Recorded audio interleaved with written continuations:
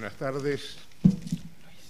Quiero empezar por agradecer a la señora directora del Centro Cultural de España que nos ha cedido este magnífico espacio para la celebración que realizaremos en el día de hoy.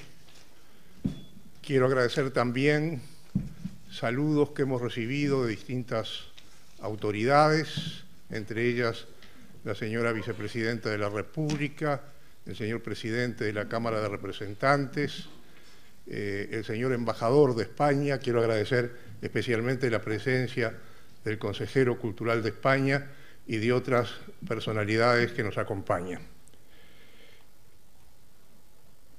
En 1980, 2 años después de haberse instituido, se le entregó el Premio Cervantes de Literatura a un uruguayo, Juan Carlos Onetti. Pasaron 28 años desde aquella fecha y otra uruguaya en el 2018 volvió a recibirlo, Ida Vitale. Apenas pasaron 2 años y el año pasado, en el 2021, la premiada fue otra uruguaya, Cristina Peri Rossi, que habrá de recibir el Premio Cervantes de manos del Rey de España en el próximo mes de abril. Cristina Peri Rossi es académica correspondiente en Barcelona de nuestra Academia Nacional de Letras, pero además es una escritora por la que sentimos un gran respeto y un gran interés por la variedad de su obra, que en 1971 también incursionó en la poesía con un título emblemático, como fue Evohé. Han pasado 50 años desde que Cristina Peri Rossi se fue del país y se instaló en Europa. Ha vuelto algunas veces a nuestra ciudad, a nuestra tierra, pero lo que ha vuelto a más es su literatura. Esa literatura que hoy celebramos en el Día Internacional de la Poesía, como venimos haciéndolo en la Academia Nacional de Letras desde el año 2004. Hace casi 20 años, todos los años, en esta fecha, la Academia tributa homenaje a sus poetas y a la poesía. Y qué mejor que hacerlo hoy destinándolo a Cristina Peri Rossi, al último Premio Cervantes de Literatura, el premio más importante en lengua española. Para eso hemos designado al académico Rafael Courtoisí, que actualmente ejerce la titularidad de la Comisión de Literatura de la Academia, para que presida y coordine este acto junto con distinguidos profesores y críticos que habrán de referirse a la obra poética de Cristina Peri, y también poetas que qué mejor que ellas que lean poemas de esta autora. Con ello los dejo declarando abierta la sesión de esta Academia Nacional de Letras en el Día Internacional de la Poesía. Muchas gracias.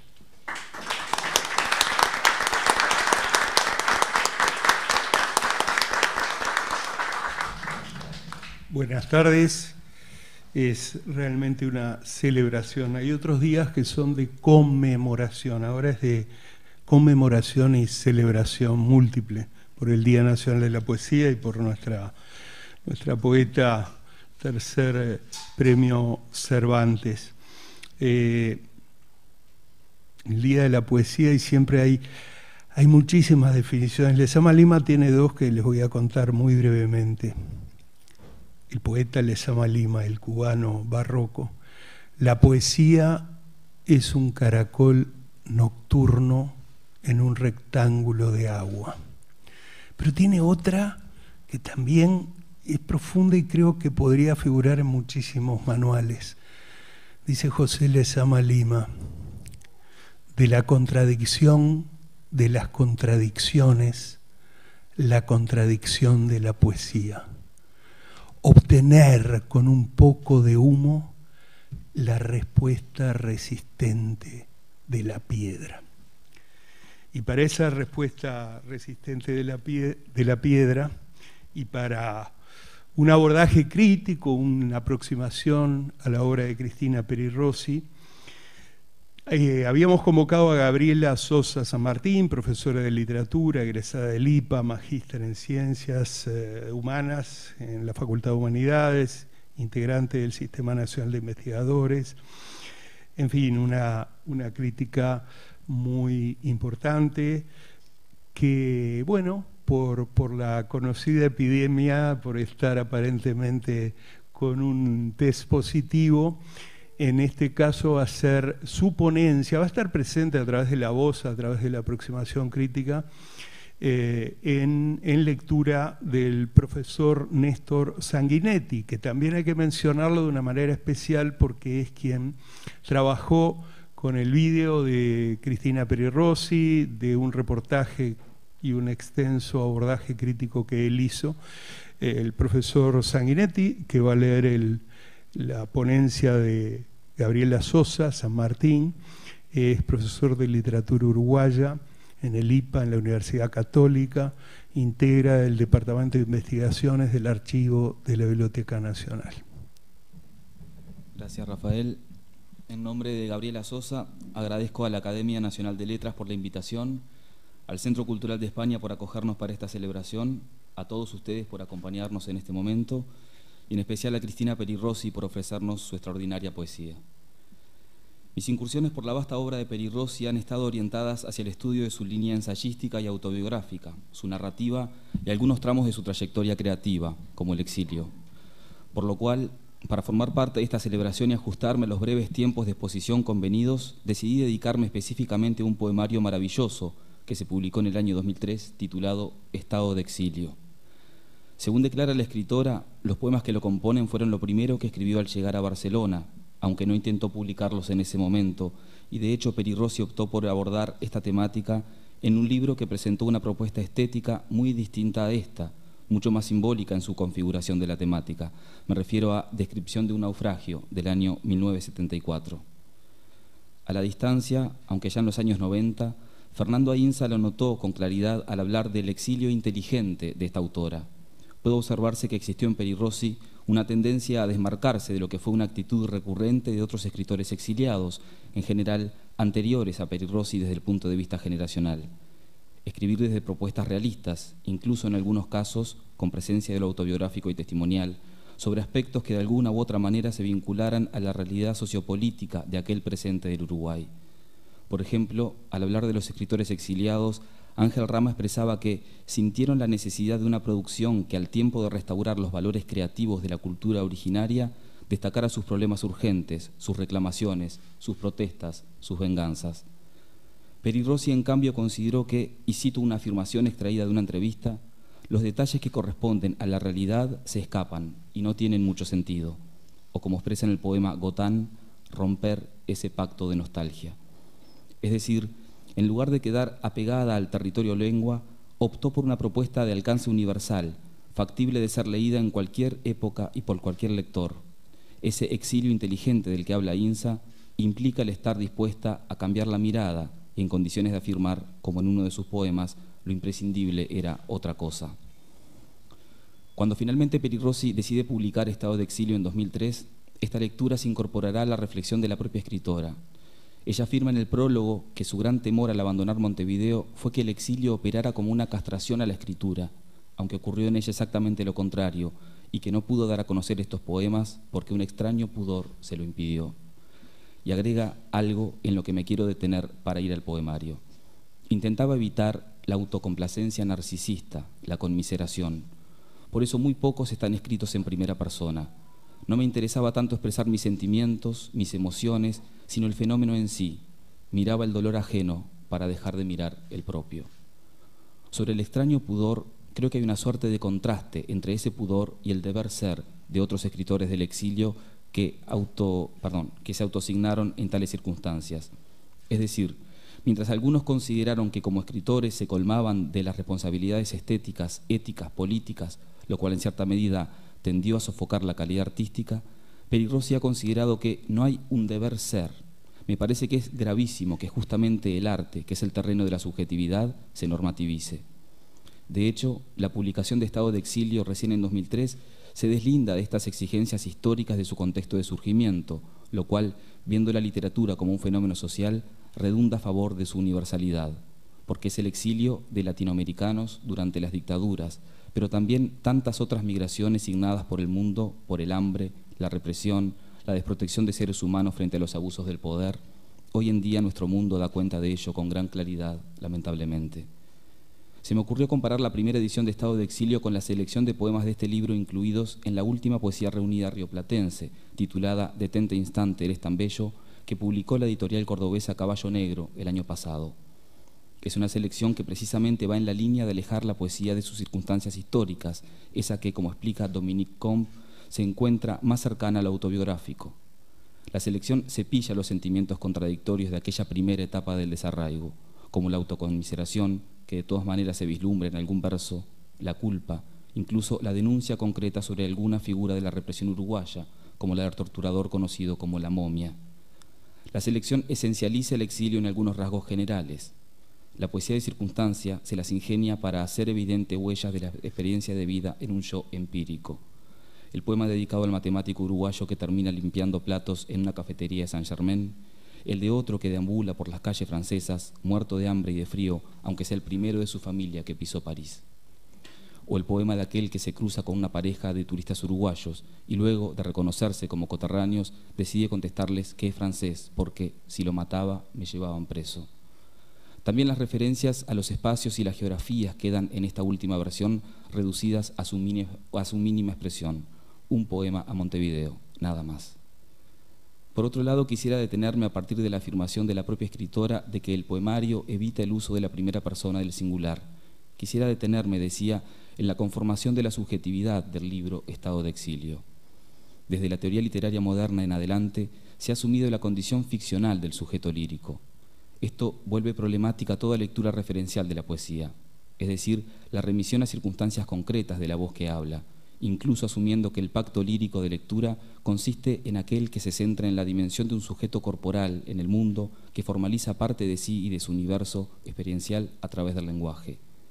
Tengo un dolor aquí, del lado de la patria, expresan los dos primeros versos que conforman el primer poema de Estado de Exilio.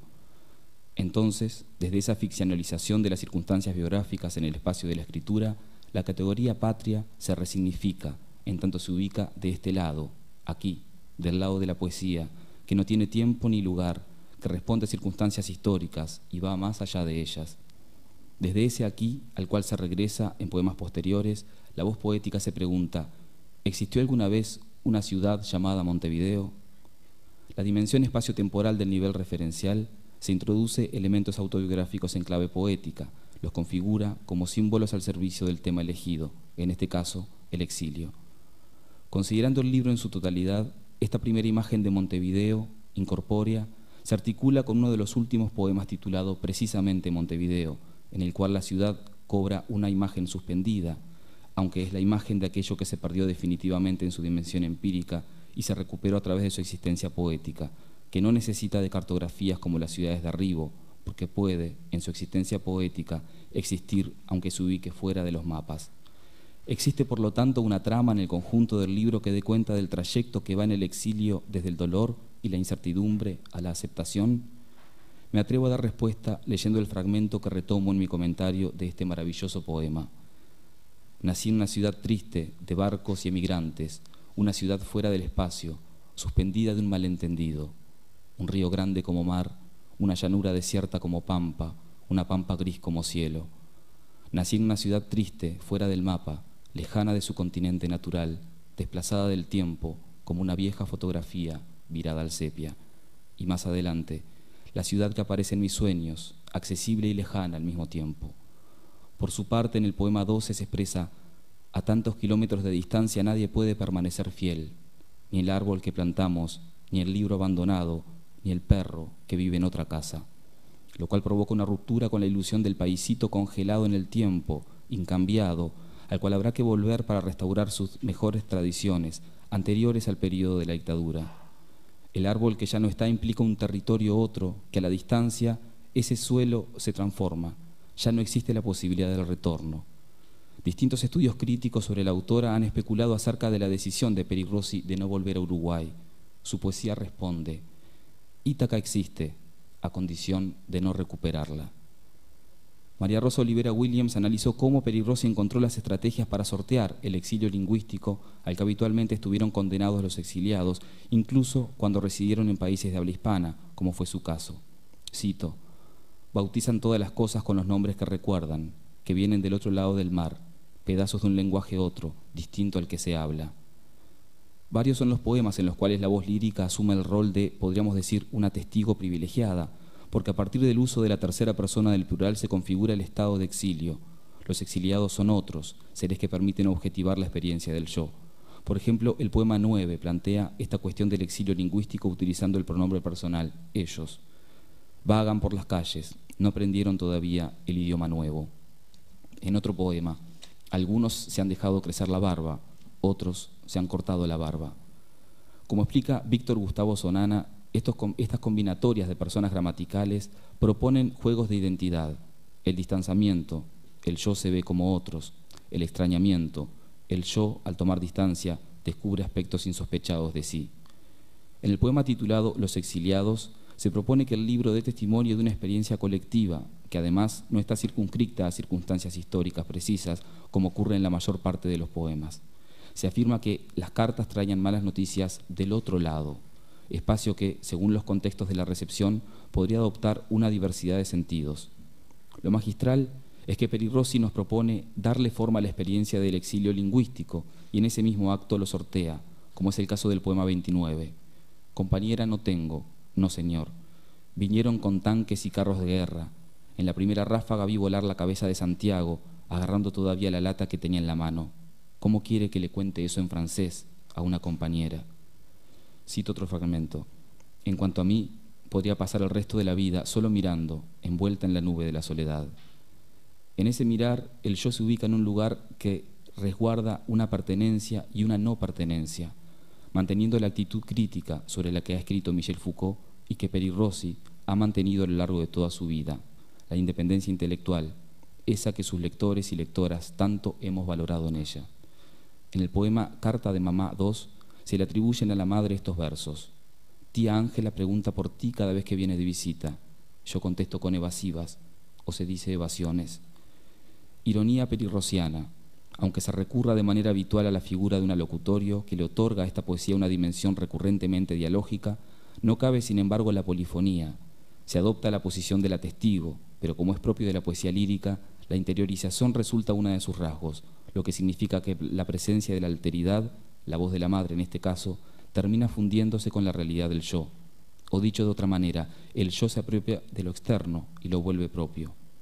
La carta de la madre se pone al servicio del carácter simbólico de los elementos que aparecen, exentos de su carácter circunstancial y concreto, como los versos dedicados a la imagen del gato, que representa las diversas ausencias que provoca el terrorismo de Estado, las de quienes caen presos, las de quienes desaparecen, las de quienes se exilian.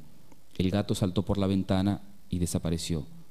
Cosas de gatos, cosas de personas. Entonces, para ir concluyendo, entiendo que las circunstancias históricas del exilio geográfico se transforman en Peri Rossi en un estado de exilio, como bien indica el título del poemario.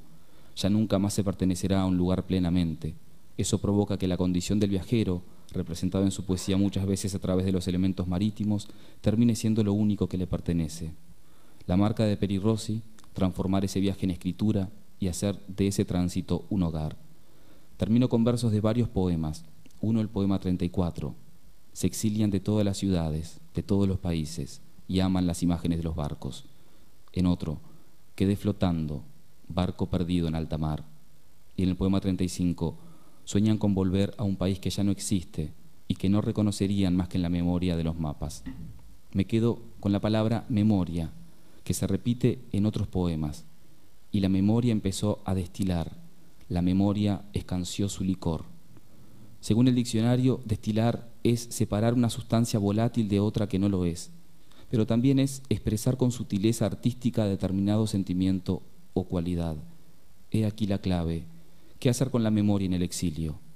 Este libro, dado a conocer décadas más tarde de la elaboración de muchos de sus poemas que ya recordaban una experiencia vivida, es en definitiva memoria de la memoria, es decir, escritura. Muchas gracias.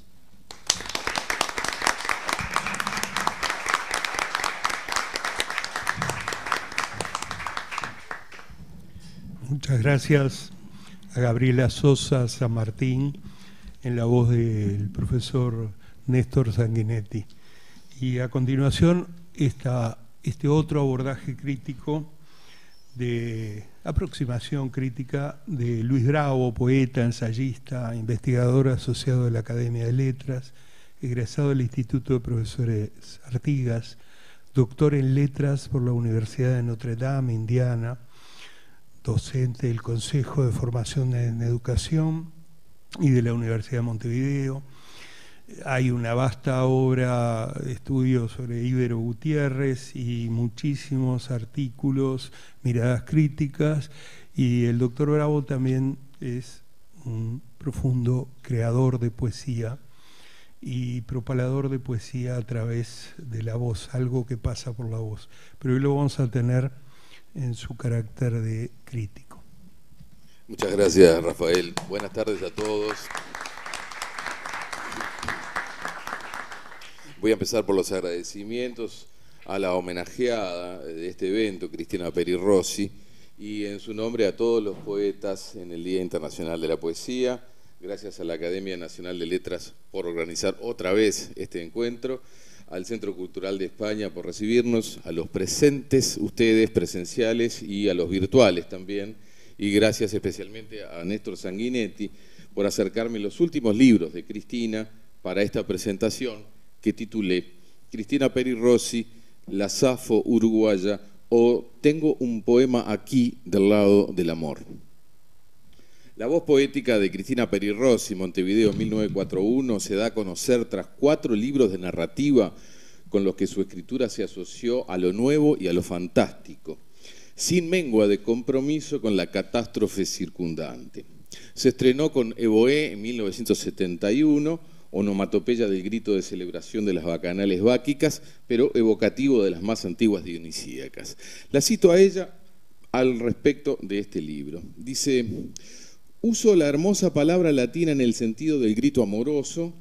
Los poemas proclaman el amor físico y afectivo entre dos como una forma de absoluto, opuesto a la orgía de múltiples participantes. Aclara en el prólogo a la reedición de Estuario Editora del 2021. Esto a 50 años del escándalo que produjo el homoerotismo de sus versos en el reprimido imaginario uruguayo que, según los tiempos que corren, no ha cambiado tanto como hasta hace un rato creíamos.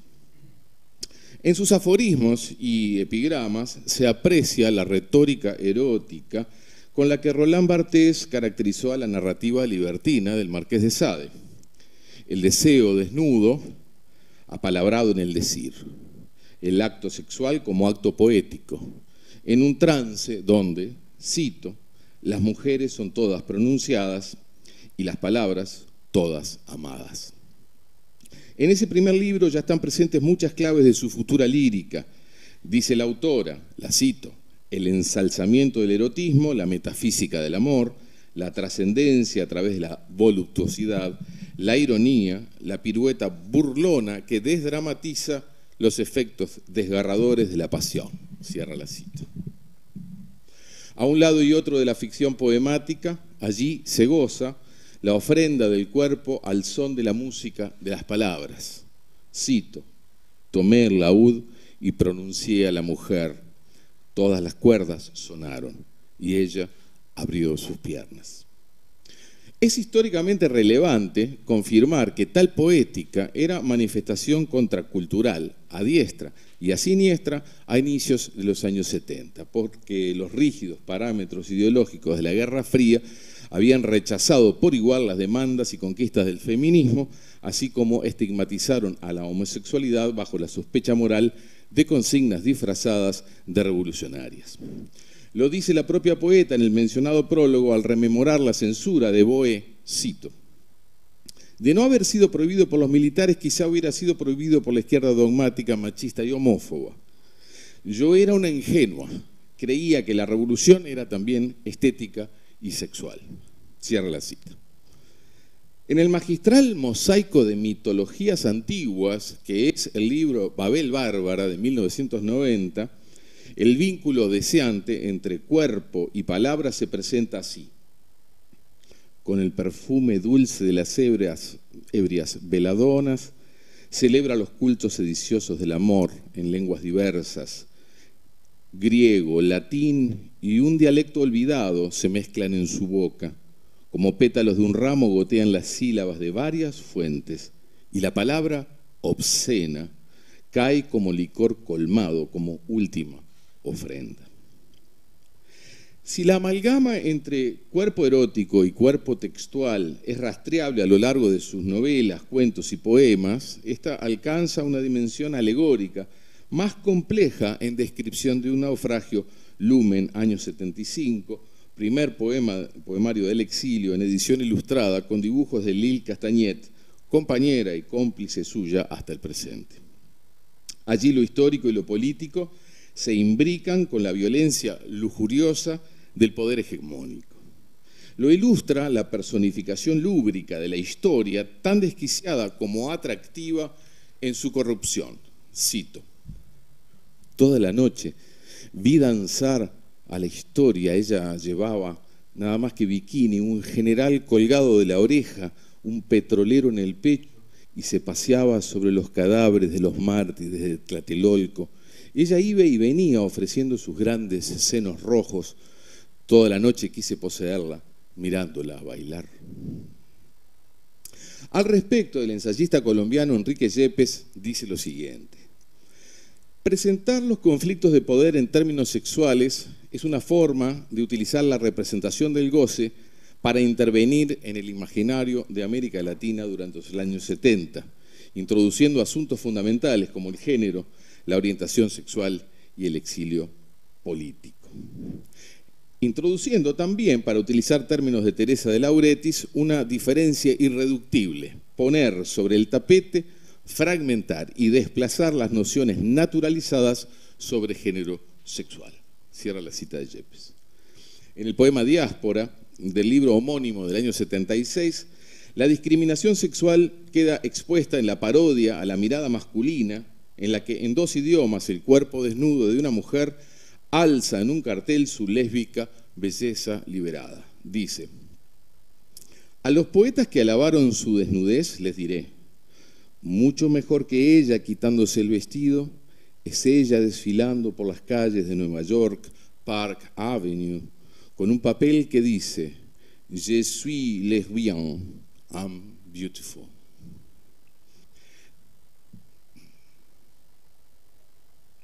Sin embargo, Peri Rossi se ha desmarcado siempre de las etiquetas de la identidad sexual, apostando a la libertad del cuerpo del deseo, el de ella misma y el de cualquier otro sujeto. David Foster observó que en su obra, lo cito, se afirma la necesidad de la persona de asumir la identidad sexual como algo separado de las imposiciones tanto biológicas como sociales. Y agrega que en el libro de la memoria, la autora dice que toda identificación sexual siempre es un error, en tanto es una identidad dada por los otros. No debe confundirse esta postura con su definido compromiso feminista, con su defensa de la mujer y de otras subalteridades sociales, étnicas o raciales, tal como se lee en Condición de Mujer de Otra vez Eros, del año 94. Soy la advenediza, la que llegó al banquete cuando los invitados comían los postres. Se preguntaron quién osaba interrumpirlos, de dónde era, cómo me atrevía a emplear su lengua, si era hombre o mujer, qué atributos poseía. Se preguntaron por mi estirpe. Vengo de un pasado ignoto, dije, de un futuro lejano todavía, pero en mis profecías hay verdad, elocuencia en mis palabras. ¿Iba a ser la elocuencia atributo de los hombres? Hablo la lengua de los conquistadores, es verdad, aunque digo lo opuesto de lo que ellos dicen. Soy la advenediza, la perturbadora, la desordenadora de los sexos. Cierra la cita. Percibo que a partir de Inmovilidad de los barcos del año 97, comenzaría a operarse un cambio de estilo en el que apuesta aún más a una síntesis conceptual, a decir en pocas y sencillas palabras lo que hace a su cosmovisión. Por ejemplo, en Religiones, resume su credo personal de esta manera: no me gusta el monoteísmo, ni me gusta la monogamia. Entre dioses diversos es posible encontrar uno benevolente, y entre varios amores es posible encontrar uno verdadero. En esta etapa, su decir siempre preciso adopta un punch muy directo, como si la técnica del networking hubiera sido sabiamente asimilada. A la vez tematiza hechos de actualidad, hace de lo inmediato materia prima, no pierde de vista lo universal, afila el uso de la ironía, que puede derivar en irreverencia o en compasión, de manera que siempre toca al lector. Habla desde la primera persona en lo autobiográfico, pero también se autoparodia y ejercita la anécdota narrativa con gracia y humor. Todo esto da como resultado unos libros que se leen con gran avidez, dejando un efecto de encantadora ligereza, de inteligencia en justa dosis y de sonrisa pensante en el lector-lectora. Un estilo audaz y veloz, muy acorde al lectorado del siglo XXI. De esas publicaciones destacan Estrategias del Deseo, del año 4, Habitación de Hotel, del 7, que abre con la celebrada serie Mi casa es la escritura. La vamos a escuchar leyendo ese poema esta noche. PlayStation, del año 2009, que es el primer premio Loewe recibido por una mujer, que ella declara como autobiográfico. Y Las Replicantes, del año 2016, que no se puede parar de leer. Es el último libro publicado solo, digamos, por ella.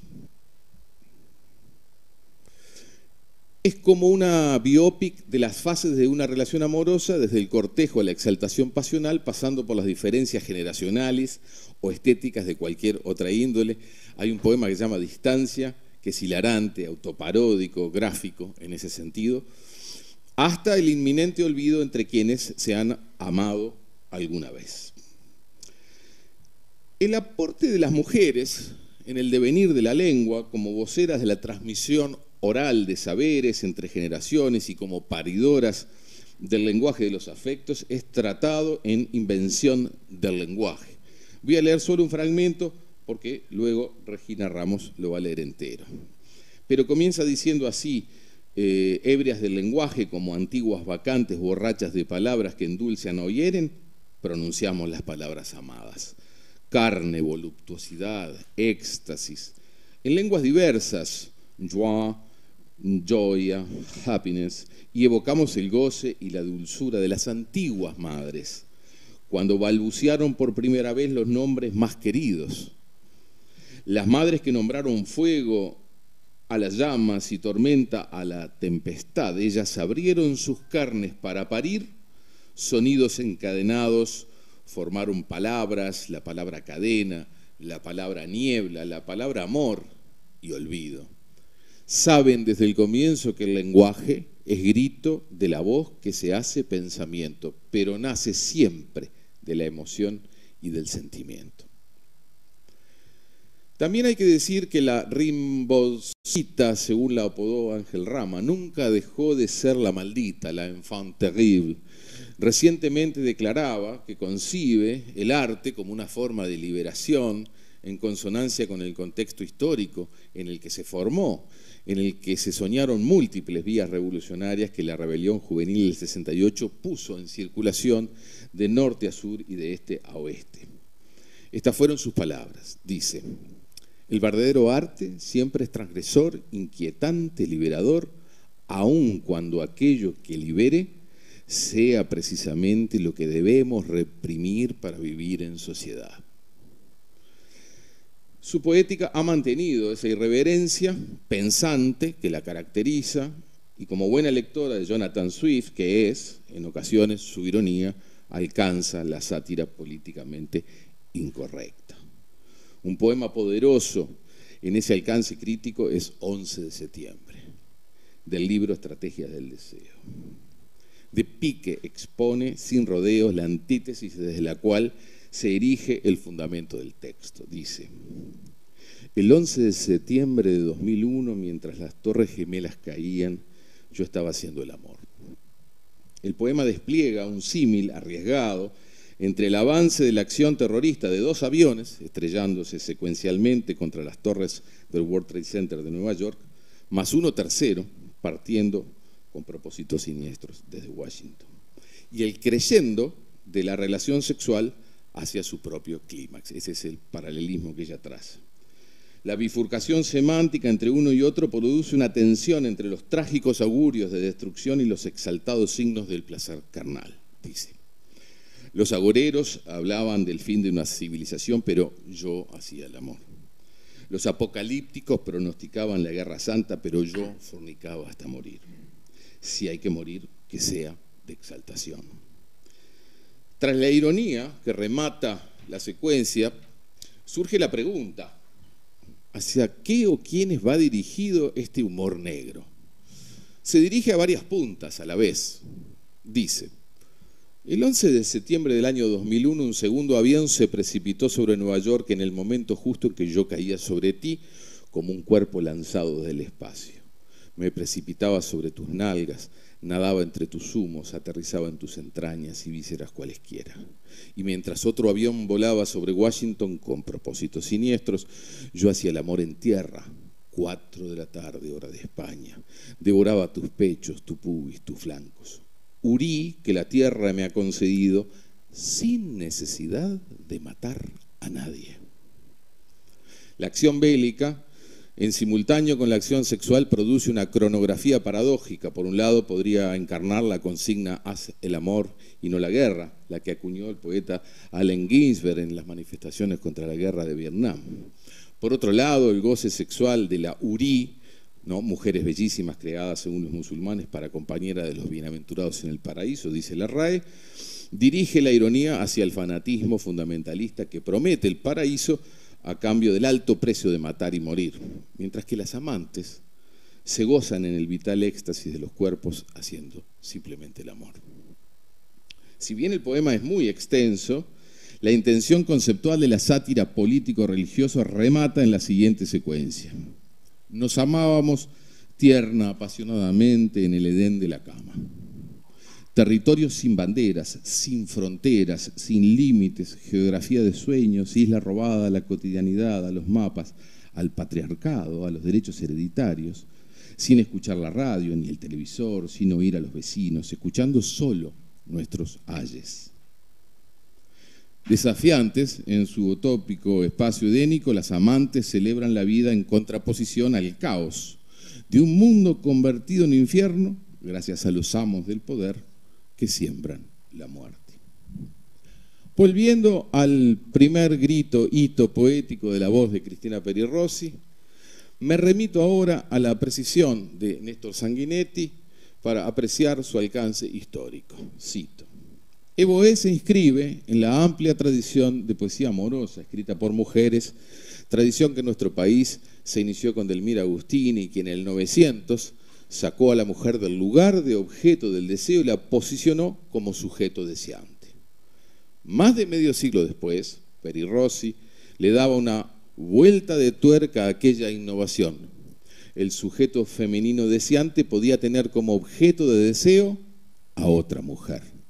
Este simple pero audaz movimiento fue una de las razones por la que este poemario se convirtió en un referente de la poesía hispanoamericana. Cierro la cita del señor Sanguinetti. Para finalizar esta breve aproximación al corpus de la lírica de Peri Rossi, que es extensísimo y apasionante y diverso, y que seguirá siendo motivos de estudios críticos, pero ante todo del agradecido disfrute de sus lectores y lectoras, voy a dejar aquí solo un poema de Safo de Lesbos. Imagino que sus palabras bien podrían representar lo escrito por la hoy octogenaria, pero siempre joven, Safo uruguaya. Dice Safo: cuando a la edad lleguéis que ahora yo tengo, recordaréis, sin duda, dulcemente, todo aquello que siempre con vosotras de joven hice. Fue bueno y bello cuanto allí gozamos. La ciudad se llenó de nuestros coros, de flores y perfumes rodeadas. Amar supimos. Muchas gracias.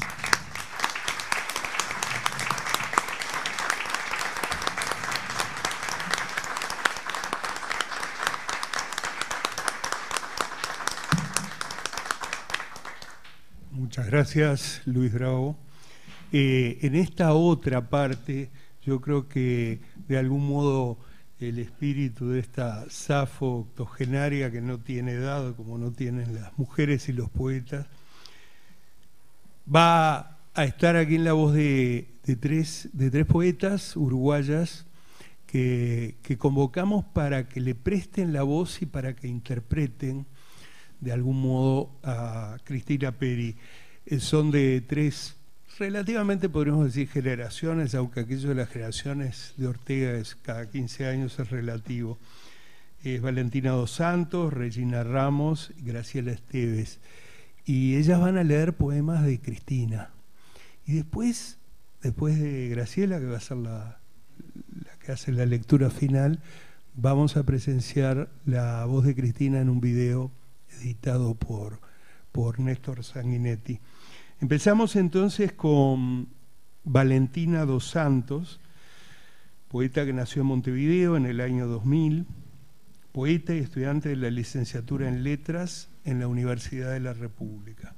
Autora del libro Escribo entre dos mujeres, premiado por la Fundación Nancy Bacelo junto a la Casa de Escritores e Ideas Más, con el primer premio de poesía inédita en el 2021. Mención especial en el concurso literario Tomás de Matos, participó como invitada en el primer encuentro nacional de poetas mujeres ultra jóvenes, Las Fauces Invisibles, y además formó parte del encuentro 56 años viviendo con Cristina Peri Rossi, llevado a cabo en el año 2019 en la Biblioteca Nacional. En el 2020 fue seleccionada para participar en el 28º Festival Internacional de Poesía Rosario. Actualmente se dedica a escribir por y para mujeres en el proyecto de investigación literaria La Mujer, la Palabra, y coordina el colectivo de poetas mujeres con el mismo nombre.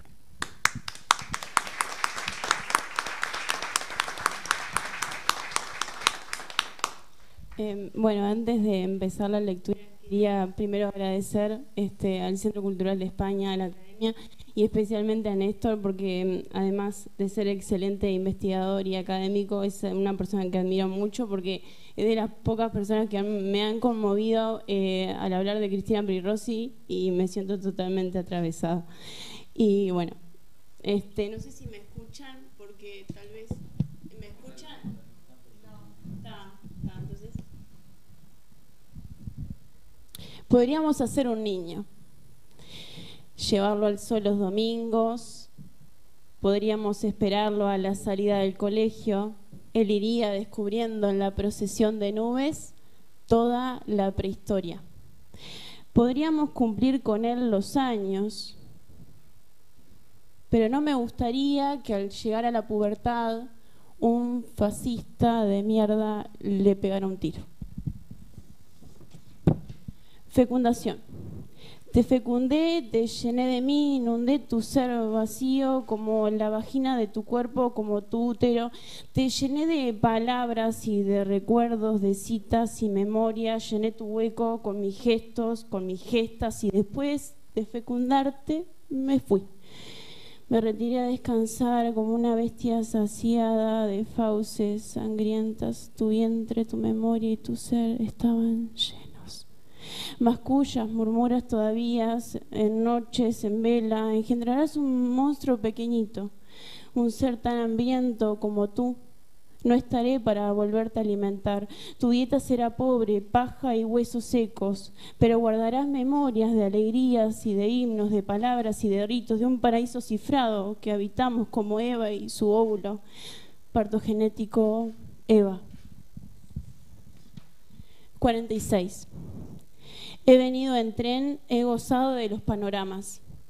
Al pie de tu ciudad te digo, hay un aire gris de cataclismo. Atmósfera de desastre, plenilunio de catástrofe. Hay por tu ciudad un 20º niño que mendiga y óleos de musgo cuelgan. De los viejos edificios hay una incertidumbre, vasta tragedia. Hay un olor a rencor y muertos que me asfixia. O será este silencio de 10 de la noche por la calle, la ciudad sin auto, la ciudad con miedo y 1001 refugiados que se esconden en los bosques de tus perímetros balnearios. Y 15.000 presos políticos gimen en pesebres. Hay una lucha subterránea, un miedo opaco, un césped seco. Una sensación de resentimiento y un silencio agorero, negro, pájaro de muerte, que anuncia por todos lados la venida de otros tiempos. Reflejos. Escribo poemas, converso, cuento cuentos, veo películas. El poema de León Felipe. En Auschwitz, en la soledad, un niño muerto de frío rumbo al matadero, igual que un pollo pelado, se callan todos los violines. Escribo poemas, converso, veo películas. Qué bella y melancólica Mónica Vitti paseándose en la inmensa soledad de una enorme nave industrial llena de máquinas, donde no se escucha más que el ruido de motores, desierto rojo Antonioni. Qué estremecedora belleza la de ese hombre solitario de espaldas frente a la inmensidad. Caspar David Friedrich. Pero ayer un hombre acechó a una niña de 13 años en el rellano de la escalera del edificio donde vivían. La acechó, la atrapó, la violó y la mató mientras su padre la esperaba abajo, solo a 20 metros de su casa. Y su madre, la del asesino, moría de cáncer en un hospital. Él también tiene una hija de la misma edad, 13 años. Aquí que se calle papá Freud, que se calle el abuelo Jung y mamá Kristeva, aquí que se calle Borges y Cristina Peri Rossi, que prefieren el reflejo de la vida en el arte que la vida misma, porque en el arte no se sufre con belleza, y no sé qué belleza pudo percibir la niña de 13 años empalada, crucificada por un matón. En la vida, en cambio, se sufre con mugre, quebrantahuesos, trapos sucios, gritos, muros que caen, sangre por los pasillos, cuerpos desgonzados y miembros rotos. Ten cuidado, no pises un útero descuajado por el suelo ni una cabeza cortada. Pisa este poema o todos los de este mundo y se sufrirá menos, muchísimo menos, nadie sufrirá. Y si el origen de tanto dolor está en el cromosoma Y, que hace hombres a los hombres diferentes a las mujeres, por favor, fabriquen robots sin cromosomas Y, entonces quizás podremos amar algo más que el reflejo de la vida. Muchas gracias.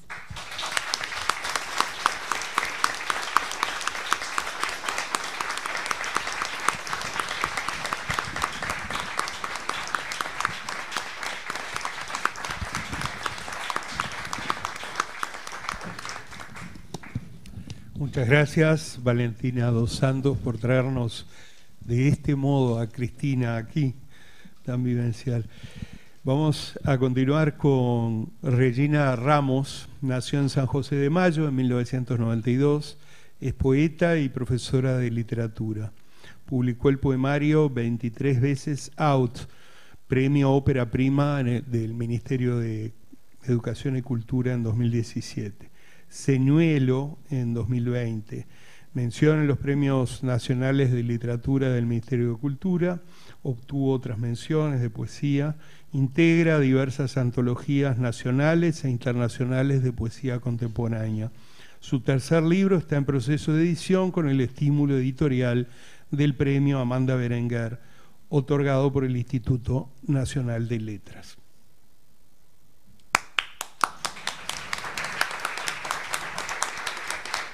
Gracias. Es placer, honor y agradecimiento estar hoy aquí en este homenaje a Cristina Peri Rossi, que tanto me ha acompañado, ella sin saberlo, en mi vida. Vivir 2 veces. La memoria es una sobrevida.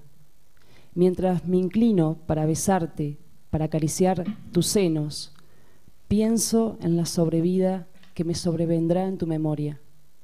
Viviré más allá de mis años, en el escorzo de tu cuello tan blanco como la luz lunar, una noche en Calella, mes de agosto, año 2006. Viviré más allá de mis años, en tu memoria de mujer nocturna que mira desde el lecho la ventana por donde una ciudad como un cuadro de Richard Estres enciende y apaga sus luces. En medio de los carteles, de bancos y de cajas, de autos y de oficinas, viviré más allá de mis años, en tu memoria de mujer que al amarme se ama en mi amor, y recordarás el edredón de plumas con el que cubrías tu desnudez, y la botella de agua que se caía en medio de los besos, y la luz del televisor mudo que iluminaba blancamente nuestros cuerpos, oscureciéndolos a veces. La memoria es una sobrevida. Mientras me inclino para besarte, sé que vivo 2 veces. La vez de esta noche tibia de otoño, en la que te acaricio con las manos, con los dedos, con el pensamiento y con la voz. Y la sobrevida de tu memoria, donde nos amamos, más allá del tiempo, en medio de la ciudad iluminada y silenciosa, que no duerme, porque estamos en vigilia, vigilia del goce, vigilia de amor.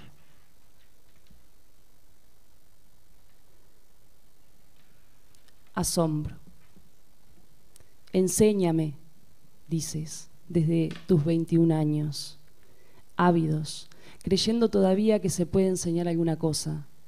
Y yo, que pasé de los 60, te miro con amor, es decir, con lejanía. Todo amor es amor a las diferencias, al espacio vacío entre 2 cuerpos, al espacio vacío entre 2 mentes, al horrible presentimiento de no morir de a 2. Te enseño mansamente alguna cita de Goethe, detente instante, eres tan bello. O de Kafka, hubo una vez una sirena que no cantó. Mientras la noche lentamente se desliza hacia el alba a través de este gran ventanal que amas tanto, porque sus luces nocturnas ocultan la ciudad verdadera, y en realidad podríamos estar en cualquier parte. Estas luces podrían ser las de New York, Avenida Broadway, las de Berlín, las de Buenos Aires, calle Corrientes, y te oculto la única cosa que verdaderamente sé. Solo es poeta aquel que siente que la vida no es natural, que es asombro, descubrimiento, revelación, que no es normal estar vivo. No es natural tener 21 años, ni tampoco más de 60. No es normal haber caminado a las 3 de la mañana por el puente viejo de Córdoba, España, bajo la luz amarilla de las farolas. No es natural el perfume de los naranjos en las plazas, 3 de la mañana. Ni en Oliva ni en Sevilla lo natural es el asombro, lo natural es la sorpresa, lo natural es vivir como recién llegada al mundo, a los callejones de Córdoba y sus arcos, a las plazas de París, a la humedad de Barcelona, al Museo de Muñecas, en el viejo vagón estacionado en las vías muertas de Berlín. Lo natural es morirse sin haber paseado de la mano por los portales de una ciudad desconocida, ni haber sentido el perfume de los blancos jazmines en flor a las 3 de la mañana. Meridiano Greenwich. Lo natural es que quien haya paseado de la mano por los portales de una ciudad desconocida no lo escriba, lo hunda en el ataúd del olvido. La vida brota por todas partes, consanguínea, ebria, vacante, exagerada, en noches de pasiones turbias, pero había una fuente que cloqueaba lánguidamente y era difícil no sentir que la vida puede ser bella, a veces, como una pausa, como una tregua que la muerte le conceda el goce.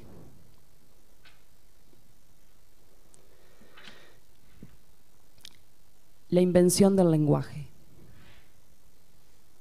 Ebrias de lenguaje, como antiguas bacantes, borrachas de palabras que endulzan o hieren, pronunciamos las palabras amadas, carne, voluptuosidad, éxtasis, en lenguas diversas, y evocamos el goce y la dulzura de las antiguas madres cuando balbucearon por primera vez los nombres más queridos.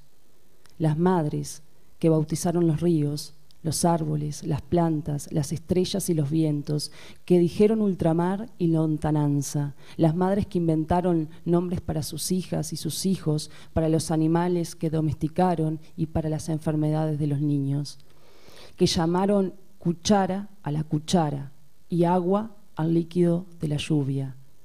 Dolor a la punzada de la ausencia y melancolía a la soledad.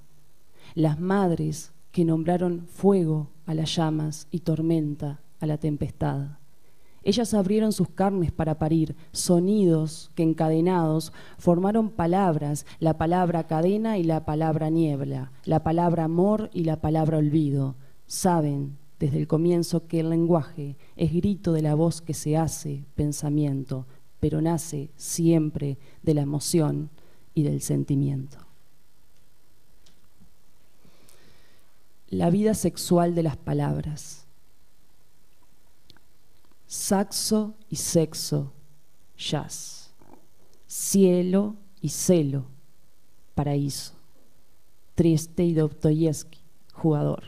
Voz tierna, mimo. La tuba turba, la loba al lupanar y el muerto al hoyo. La musa es la suma, meterla al fósil, metamorfosis. Por amor se escoge el amo, la mano que amo. El texto atesta, pero la palabra, abracadabra, abre las cosas sin las cuales osar hablar es de poetas.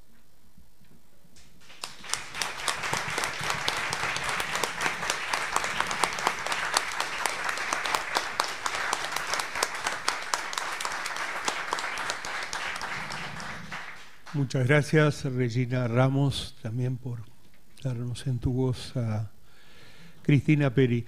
Y finalmente, en esta parte, la poeta Graciela Esteves Rivero, nacida en Montevideo en 1965. Muchas de sus obras integran, aparecen en revistas literarias, libros colectivos, antologías como A las palabras se las lleva el viento, Muro de voces de Sol Azul, ediciones en el 2020, Poemas urgentes y cuentos necesarios, de una editorial nueva que se llama Deletreo, 8M 2022, una antología digital latinoamericana. Obtuvo premios en varios certámenes, el concurso Ignacio Suárez, el concurso Armonía Somers del 2017, el premio internacional del concurso Erato, el segundo premio al concurso Palabras para Idea Vilariño y Mario Benedetti. Y bueno, con ustedes, entonces, Graciela Esteves.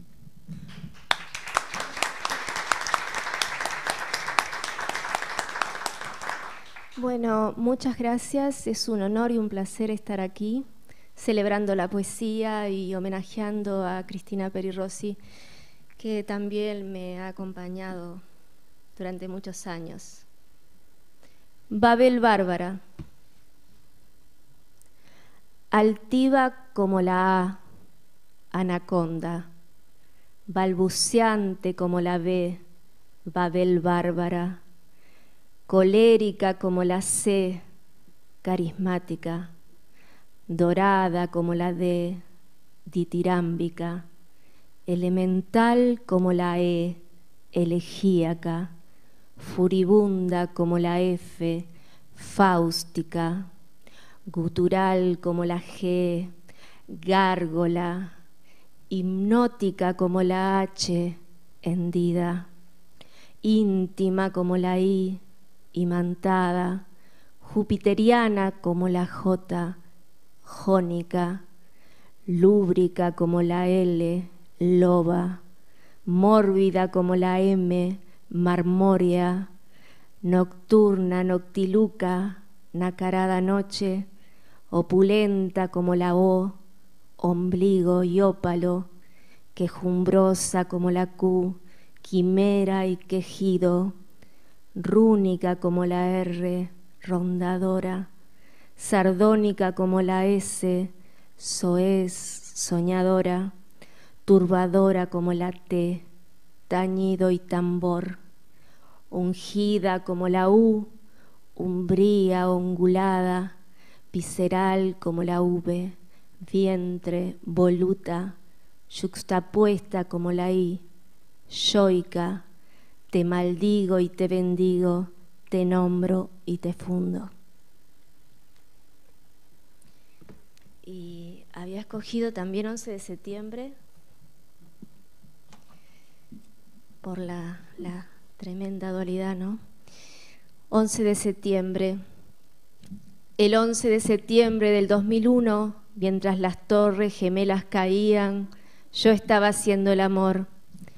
El 11 de septiembre del año 2001, a las 3 de la tarde, hora de España, un avión se estrellaba en Nueva York y yo gozaba haciendo el amor.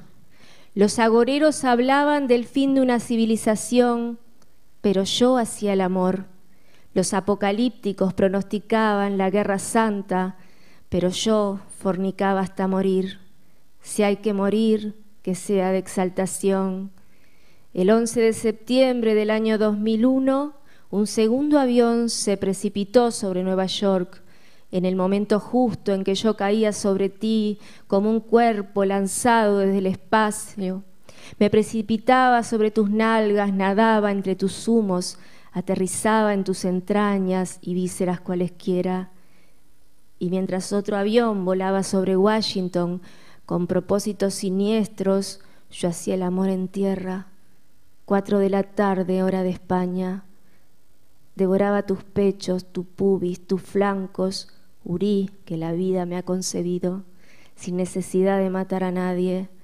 Nos amábamos tierna, apasionadamente en el Edén de la cama, territorio sin banderas, sin fronteras, sin límites, geografía de sueños, isla robada a la cotidianeidad, a los mapas, al patriarcado y a los derechos hereditarios, sin escuchar la radio ni el televisor, sin oír a los vecinos, escuchando solo nuestros ayes, pero habíamos olvidado apagar el móvil, ese apéndice ortopédico.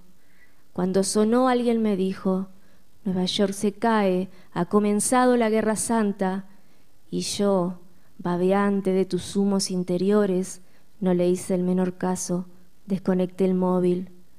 Miles de muertos alcancé a oír, pero yo estaba bien viva, muy viva, fornicando.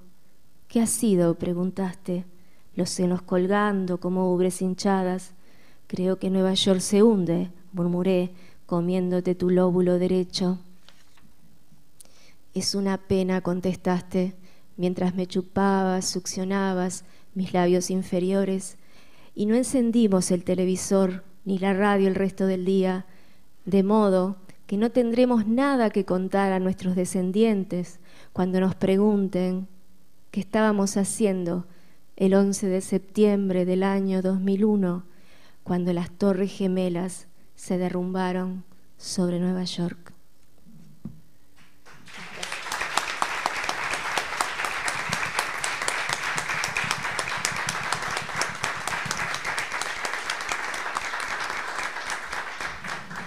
Muchas gracias. Graciela Esteves también trajo otra zona de la voz de Cristina Peri. Gracias a Valentina, a Regina y a Graciela.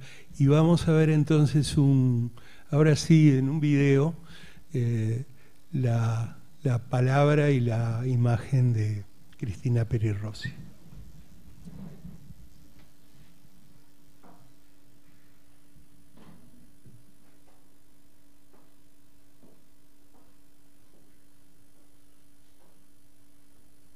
Mi casa es la escritura. En los últimos 20 años he vivido en más de 100 hoteles diferentes: Algonquin, Hamilton, Humboldt, Los Linajes, Grand Palace, Víctor Alberto, Reina Sofía, City Park, en ciudades alejadas entre sí: Quebec y Berlín, Madrid y Montreal, Córdoba y Valparaíso, París y Barcelona, Washington y Montevideo. Siempre en tránsito, como los barcos y los trenes, metáforas de la vida. En un fluir constante, ir y venir. No me creció una planta, no me creció un perro, solo me crecen los años y los libros que dejo abandonados por cualquier parte para que otra, los lea, sueñe con ellos. En los últimos 20 años he vivido en más de 100 hoteles diferentes, en casas transitorias como días, fugaces como la memoria. ¿Cuál es mi casa? ¿Dónde vivo? Mi casa es la escritura. La habito como el hogar de la hija descarriada, la pródiga, la que siempre vuelve para encontrar los rostros conocidos, el único fuego que no se extingue. Mi casa es la escritura, casa de 100 puertas y ventanas, que se cierran y se abren alternadamente. Cuando pierdo una llave, encuentro otra. Cuando se cierra una ventana, violo una puerta. Al fin, puta piadosa, como todas las putas, la escritura se abre de piernas, me acoge, me recibe, me arropa, me envuelve, me seduce, me protege, madre omnipresente. Mi casa es la escritura, sus salones, sus rellanos, sus altillos, sus puertas que se abren a otras puertas, sus pasillos que conducen a recámaras llenas de espejos donde yacer con la única compañía que no falla, las palabras. Mi infancia es una estación de trenes en mitad del campo, un campo llano, yermo, dedicado a la pastura del ganado. La estación la habían construido los ingleses, como casi todo. Los trenes, los frigoríficos, los tranvías y la destilación del whisky y de la caña. Los trenes eran del más legítimo estilo inglés. Asientos de madera, mesas desplegables con bordes dorados, ventanillas con cortinas de cuero, pasillos de madera alfombrada color púrpura. El Oriente Express en Montevideo, rumbo al interior del país, único lugar sin océano, sin mar, pero con un enorme río que lo divide en dos, el Río Negro. A mí me vinieron a buscar mis tíos para llevarme al campo, porque había tenido un principio de tuberculosis llamado prima infeccione y necesitaba varias cosas: un verdadero hogar, mucho aire de campo y alguien que consiguiera hacerme comer, porque era inapetente por naturaleza, por la enfermedad. Se me había cerrado el estómago definitivamente. Yo tenía 4 años, era curiosa, hipersensible, alegre, pero estaba profundamente angustiada. El pueblo se llamaba Casupá, en honor a un cacique indio, no sé si charrúa o guaraní, especialmente resistente a la conquista. Para los amigos y las amigas que están sufriendo este confinamiento, a ver si les gusta este poema, que se llama Género. Hay días en que me despierto muy hombre y te miro con deseos de posesión. Y no me importa si te resistes, me excita mucho más. Y te haría un hijo como cumbres borrascosas, y después te abandonaría ufano, silbando fuerte, y mi ego se hincharía como el pecho de un urogallo macho, presumiendo de mi fuerza y de mi poder. Y no escucharía tus quejas ni demandas, soberbio, ebrio de mí mismo, como Narciso mirándose en el espejo. Pero hay días en que me despierto muy mujer y te miro dormir ensimismada y te contemplo como una reliquia antigua de gran valor, como un cántaro romano en el fondo del océano, y te acaricio suavemente, tan suavemente que no lo sientes. Ay de ti que duermes navegando. Y a tu lado espero con deseo y con ternura que despiertes, bella y ronroneante como una gata persa.